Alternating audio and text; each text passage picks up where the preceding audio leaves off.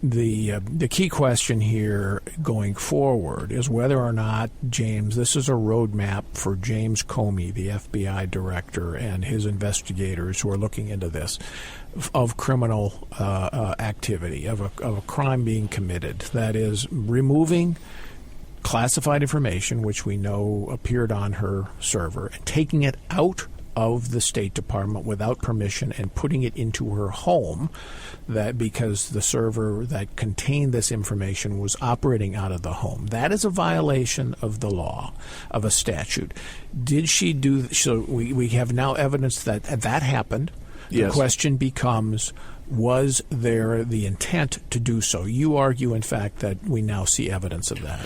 Well, I think that's one of the contributions of this report, is that it does show intent, not just in the numerous falsehoods that have been told by her along the way, which is itself evidence in the criminal context that the defendant had bad intent, but also the explicit email from Hillary Clinton giving a reason that she did not want people to have access to her personal email, which is not the reason she gave in March of 2015.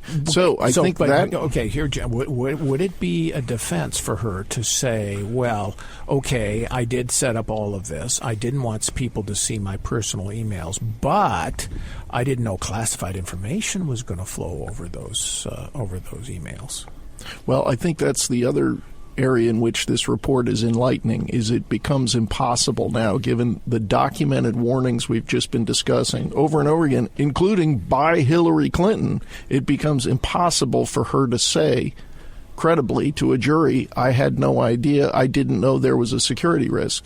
And that's why when you're looking at, I think, mishandling of classified information, over 1,000 emails that were classified that were on that server, that seems like the most obvious criminal charge. But I think given that the story has been blown up, the intent is now clear, you also have to wonder, is there an obstruction of justice charge with the destruction of those tens of thousands of emails, which she obviously mischaracterized as all being simply personal?